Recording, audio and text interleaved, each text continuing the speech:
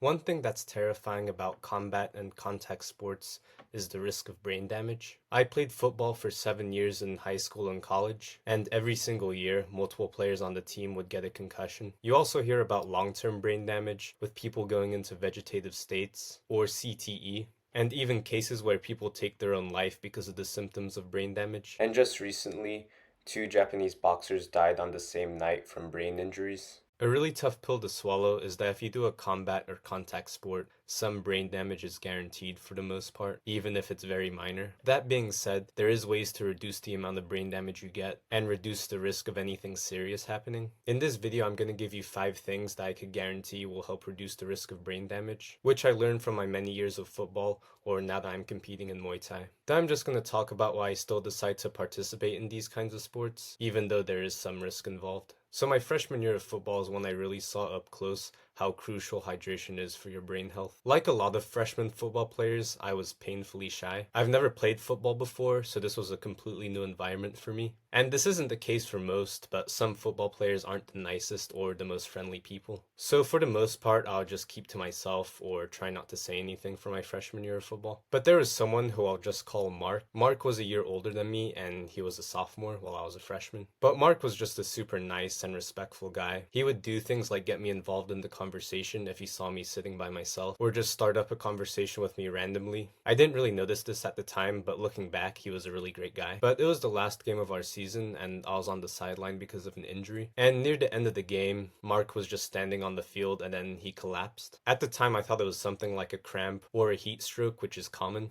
So the trainers came onto the field. But then I knew it was something more serious when the ambulance came onto the field, and they ended up taking him away and cutting the game short. What had happened was he ended up going into a coma. The next day, our head trainer came into our team meeting, and she first let us know that he's gonna be okay. He ended up waking up later that day, and the next year he was actually able to return to football. But she explained that he was super dehydrated, and he ended up getting a super bad concussion because of it. This is because there's your skull, and then there's your brain, and in between it is called your cerebrospinal fluid. And it basically just acts as a cushion so your brain doesn't crash into your skull, which is what causes a concussion. But if you're super dehydrated and there is no cushion, or the cushion is very thin, you could end up like getting just a really bad concussion, which is what happened to Mark. This is why MMA fighters who cut a lot of weight or cut weight in an unhealthy way sometimes get knocked out easier. Look at Alex Pereira, for example. He was known for being a very big 185 pounder.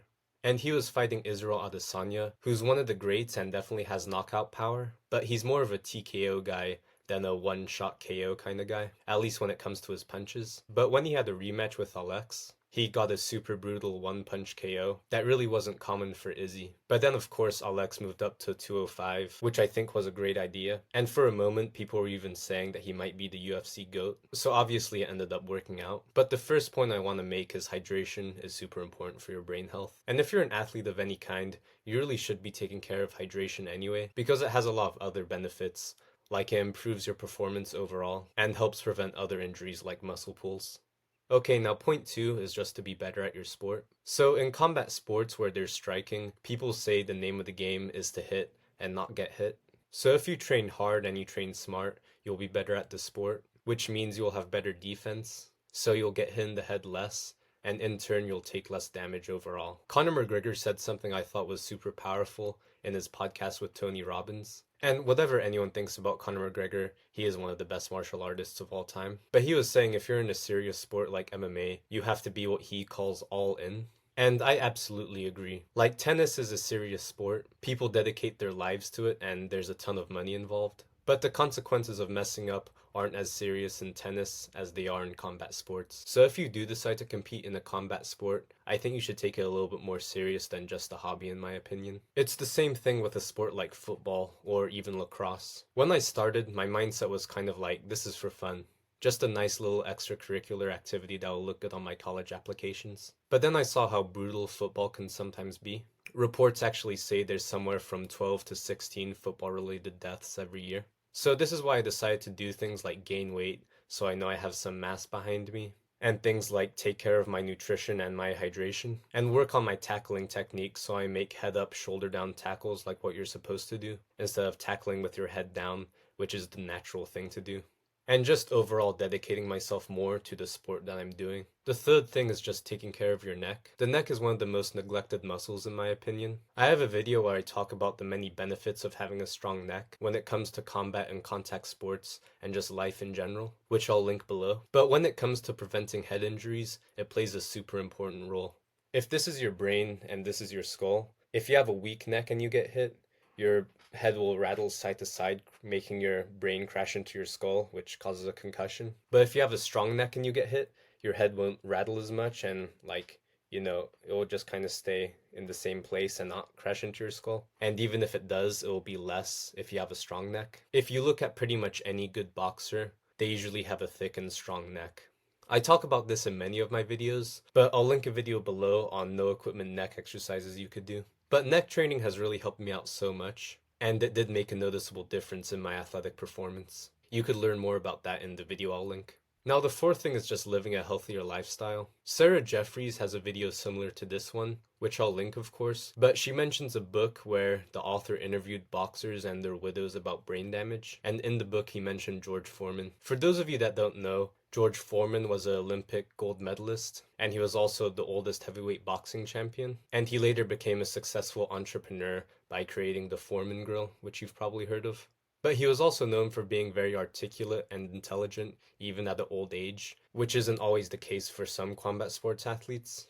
But George Foreman said that his healthy lifestyle was the reason he didn't really have brain issues at an old age. And I've seen this all the time with coaches that I've had. I've had some football and boxing coaches who are super intelligent, and they sound very smart and give great advice. And things will happen like I'll tell them something, and a month later they'll remember it and ask me about it. But on the other side of this, I've had some coaches who are like, "Oh, Diego, how's it going, man?" And I'll just be like, "Hey, coach, it's going good, but my name's actually Gabriel." And just things along those lines. But I always ask my coaches who seem to have good cognitive ability and just other old people who seem to be in good shape what their secret is, and it's literally always the same kind of things. I always hear don't drink too much and avoid alcohol. That's usually the thing I hear the most. And things like taking care of your sleep, eat the right foods, making sure you exercise consistently, and just overall avoiding dumb shit like smoking and doing drugs. So the same reason why creating healthy habits will help your health overall, it'll also help your brain health. And another thing I wanted to mention related to this was that there are things that decrease your brain health, with things like hits to the head obviously, or other activities like doing drugs or too much screen time. But the other side of this is that there's things that actually improve your cognitive abilities that I see many athletes take part in. For example, Chris Eubank Sr., a former British boxing champion, he's really into poetry. The same thing with Miles Garrett actually, he's also really into poetry. Also, meditating is really good for your brain. This is something Yuri Prochazka does a lot of, and he's really into that. And recently I found out that Aljamain Sterling is actually learning chess. Same thing with Lennox Lewis, he's actually really good at chess. And there's also a bald former kickboxer who's known for saying controversial things, but he's also really good at chess. But the list goes on and on. Comment if you know any athletes who do similar things. And even with me, I never thought I'd be into it because I absolutely hated language learning when I was in high school. But I've been studying German and it's been very enjoyable. I've been slacking on it, but I'll get back on it soon. There's many activities that you could do that's great for your brain though. Now, the last thing I want to mention is I don't know what to call it, but I'll just say try to be smart or don't be too crazy. So this might sound brutal to people who don't play football, but one thing you could do that gets you a lot of respect and hypes up the team really well is if you put another player down with a big hit. And this might sound a little bit messed up too, but sometimes you get more props if you injure the person. Greg Williams, who was an NFL coach, actually got in trouble for this because he would pay players bonuses if they hurt someone. You can search this up if you want, it was called Bountygate. But the way some players do this is by instead of hitting with your shoulder into the other player's midsection like you're supposed to, they hit with the top of their heads into the other person's head on purpose. I've actually been on the receiving end of this a few times. I've never got hurt from this, but I've seen people get concussions from stuff like this many times. And I'm talking about this in regards to keeping your brain healthy because I've seen many people hurt themselves by hitting like this, not just with brain injuries, but a few football players get paralyzed every year because they hit with their head down, and in turn they break their necks and they're not able to walk again. So this isn't something I recommend for health reasons obviously, but also it's made illegal now. It's called targeting. And if the ref calls targeting, you're kicked out for the remainder of the current game, and then the next week you're not allowed to play that game either. And if you're caught doing it a bunch of times, you can sometimes be banned from football. And this subject does get controversial at times because it's not always possible to make a perfect shoulder to midsection tackle, like sometimes accidents do happen, and the player gets called for targeting even though they probably shouldn't have been. But yeah, it's just not something I recommend doing. But another thing I wanted to mention regarding this was John Jones mentioned in the podcast about how some people actually take pride when they have a headache after sparring. And I remember similar things in football. Some people would brag about how they threw up in the morning before practice, or how they're going through practice with a headache. A few people I know would even scrape their helmets or smash it on concrete so it looks like they've been hitting with their head. Obviously, people just consider it a sign of toughness or bravery, but this is what I mean when I say tip number 5 is just to be smart or not be too crazy. It's the same thing in martial arts. After UFC 300, where Max Holloway was fighting Justin Gaethje, and in the last 10 seconds he pointed at the center of the octagon, and they decided to brawl for 10 seconds, and Max scored a last second KO. Two people at the gym decided to reenact this. And I'm not gonna lie, it was entertaining to watch, and I do respect the competitiveness to an extent, but I was just thinking like, guys, this is a Tuesday morning sparring class. What are you doing? You hear many coaches talk about this, I'll even link a video on this, but you should really only be sparring hard if you're preparing for a fight, and only on certain occasions. Not just when your ego feels like doing it. And if you've never sparred before,